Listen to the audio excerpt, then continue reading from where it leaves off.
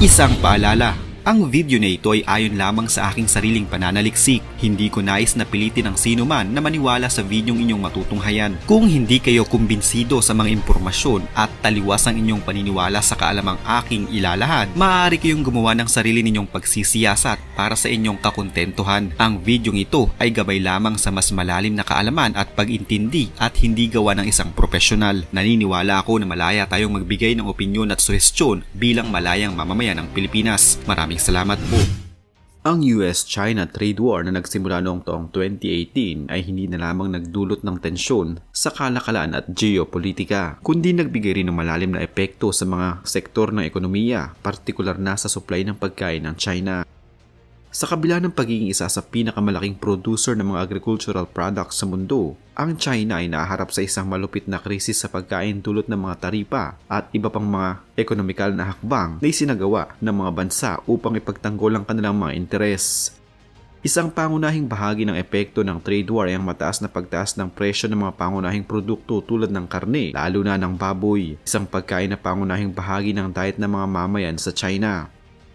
Ang krisis sa karne na dulot ng mga taripa at ang African Swine Fever o ASF ay nagpatindi sa kakulangan ng supply na nagresulta sa hindi kayang bilhin ng marami ang mga karaniwang pagkain. Ang ganitong sitwasyon ay nagbunsod ng malawakang hindi pagkasiyahan sa mga mamimili at nagpataas ng mga pangailangan para sa mga hakbang na magpapatatag sa seguridad ng pagkain ng bansa.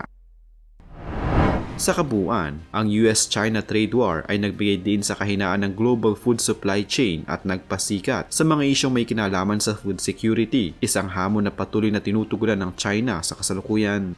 Sa mga nakaraang taon, ang tensyon sa kalakalan sa buong mundo, partikular na ang US-China trade war na nagsimula noong 2018, ay nagkaroon ng matinding epekto sa supply ng pagkain ng China na nagdulot ng matinding pagtaas ng presyo ng pagkain at pinalala ang kakulangan sa pagkain. Ang trade war ay pangunahing ipinagpasya ng mga alalahanin ng US hinggil sa mga gawi sa kalakalan ng China, isyu ng intelektual na ari-arian at ang lumalaking impluwensya ng ekonomiya ng China. Bilang tugon, nagpatupad ang dalawang bansa ng mga taripa sa mga produkto ng isa't isa na nagdulot ng sunod-sunod na epekto sa ekonomiya. Isa sa mga pinakamahalaga at kitang-kitang epekto nito ay ang pagkagambala sa supply ng pagkain ng China, partikular na ang kakulangan at kakayahang makuha ang karne.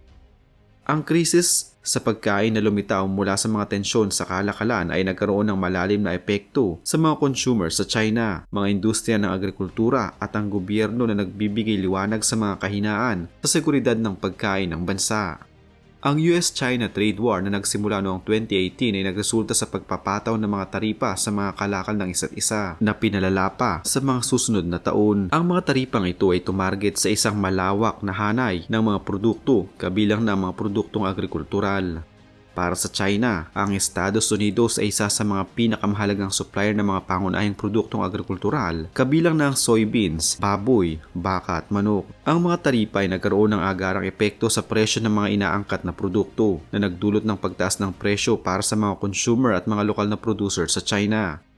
Dahil sa mga taripa, napilitan ng China na humanap ng mga alternatibong supplier para sa mga produktong agrikultural, lalo na ang soybeans at baboy.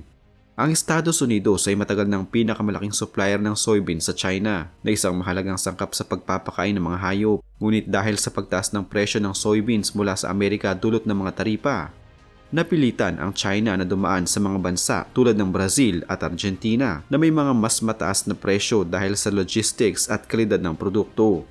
Dahil dito, tumaas ang gastos ng pagpapakain sa mga hayop na direktang nakaapekto sa halaga ng pagpapalaki ng mga ito. Ang pinakaagarang epekto ng trade war ay naramdaman sa sektor ng karne. Ang baboy sa partikular ay isang pangunahing bahagi ng pagkain sa China, kung saan higit sa 60% ng lahat ng karne na kinukonsumo ng bansa ay baboy. Ang pagtaas ng presyo ng pagpapakain kasama na ang pangkalahatang pagtaas ng halaga ng mga inangkat na produkto ay nagdulot ng matinding pagtaas ng presyo ng baboy, baka at iba pang mga karne. Para sa maraming pok sa China, lalo na mga nasa lugar na may mababang kita, ang pagtaas ng presyo ng karne ay naging isang seryosong problema dahil dito ay naging hindi kayang bayaran. Habang pinalala ng trade war ang mga issue sa supply ng pagkain, may isa pang salik ang African Swine Fever o ASF na nagkaroon ng napakahalagang papel sa pagpapalala ng krisis. Ang ASF ay isang nakakamatay na sakit sa mga baboy na walang bakuna. Ito ay kumalat sa industriya ng baboy sa China noong 2018 na nagdulot ng mass culling ng milyong-milyong baboy. Ang sakit na ito ay nagdulot ng pagkawasak sa lokal na produksyon ng baboy sa China na nagresulta sa kakulangan ng baboy at mas mataas na presyo. Habang bumagsak ang produksyon ng baboy sa China, naging mas mahirap para sa bansa na matugunan ang pangangailangan para sa karne. Ang mga importasyon ng baboy mula sa ibang bansa ay naging mahal dahil sa parehong taripa at kakulangan sa supply. Ang baboy mula sa Estados Unidos na dating isang pangunahing supplier ng China ay tumaas ang presyo dulot ng mga taripa, kaya't napilitan ng China na kumuha ng baboy mula sa ibang pang mga bansa tulad ng Brazil at Spain. Ngunit hindi ito sapat upang punan ang kakulangan. Dahil dito, tumaas ang presyo ng baboy at pati na rin ang iba pang mga karne tulad ng baka at manok bilang epekto ng pagtaas ng presyo ng pagpapakain sa mga hayop. Ang pinagsamang epekto ng trade war at ng ASF outbreak ay nagdulot ng matinding inflation sa mga presyo ng pagkain, partikular na ng karne. Para sa maraming mamimili sa China, ito ay nangangahulugang ang mga pangunahing pagkain tulad ng baboy, manok at baka ay naging hindi kayang bilhin. Sa mga urban na lugar kung saan mas mataas ang sahod, ang epekto ng pagtaas ng presyo ng pagkain ay mas madaling matanggap. Ngunit sa mga rural at may hirap na lugar, naging matindi ang mga epekto nito. Ayon sa isang pag-aaral na isinagawa noong 2020, tinatayang ang presyo ng baboy sa China ay tumaas ng halos 100% mula nang magsimula ang krisis ng ASF, habang ang iba pang mga karne ay tumaas ng 20 hanggang 30%. Para sa isang malaking bahagi ng populasyon ng China, lalo na ang mga nasa hindi kayang kumita, ang karne na dating bahagi ng kanilang pang-araw-araw na pagkain ay naging isang marangyang produkto na. Sa ilang lugar, ang baboy ay hindi na kayang bilhin ng mga karaniwang mamimili, kaya't nagbago ang kanilang mga gawi sa pagkain at nagsimula silang magtipid sa karne o maghanap ng mas murang alternatibo. Ang pagtaas ng presyo ng pagkain ay hindi lamang limitado sa karne. Ang tumaas na presyo ng soybeans at mga butil ay nagdulot din ng pagtaas ng presyo ng mga processed food, mantika at iba pang mga produktong agrikultural. Ang epekto ng trade war at ng mga pagtaas ng presyo ng pagkain ay nagdulot ng mga malalaking hamon sa ekonomiya at lipunan. Bukod sa pagtaas ng gasto sa pamumuhay para sa mga karaniwang mamimili ng China, apektado rin ang sektor ng agrikultura. Ang mga magsasaka na nahihirapan na dahil sa mga epekto ng ASF ay nahirapan palalo dulot ng tumataas na presyo ng mga input gaya ng pagpapakain sa hayop at ang pagbabawas ng bilang ng mga consumer dahil sa hindi kayang bumili ng karne. Napilitan ng gobyerno ng China na gumawa ng mga hakbang upang tugunan ang mga hamong ito.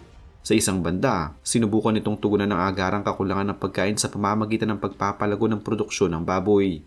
Kasama dito ang pagbibigay ng mga subsidiyo at insentibo sa mga magsasaka upang mabawi ang industriya ng baboy. Nagsagawa rin ang gobyerno ng mga hakbang upang i-diversify ang mga pinagkukunan ng pagkain mula sa ibang bansa na naglalagay ng mga kasunduan sa mga bansang tulad ng Brazil, Russia at pati na ang mga European Union upang makakuha ng karne at soybeans. Gayunpaman, hindi sapat at hindi kaagad natugunan ng mga isyong ito. Samantalang nagsimula nang magbalik sa normal ang mga presyo, ang mga suliranin sa seguridad ng pagkain ay patuloy na nagpapakita ng mga kahinaan sa sistema ng supply ng pagkain sa China. Ang US-China trade war kasama ng African swine fever outbreak ay nagpakita ng malalim na kahinaan sa supply ng pagkain ng China. Ang pagkagambala ng mga importasyon ng pagkain, ang pagtaas ng gasto sa produksyon, at ang inflation ng pagkain ay nagdulot ng malawakang kakulangan, partikular na sa sektor ng karne. Dahil sa kombinasyon ng mga salik tulad ng taripa sa kalakalan, pagtaas ng gasto sa feed at produksyon, at ang African swine fever, ang presyo ng karne sa China ay tumaas ng husto. Para sa marami, ang karne, lalo na ang baboy, ay isang pangunahing bahagi ng kanilang diet. Ngunit dahil sa mga pagtaas ng presyo, ito ay naging isang luxury item na hindi kayang bilhin ng maraming tao, lalo na sa mga mahirap at nasa rural na lugar.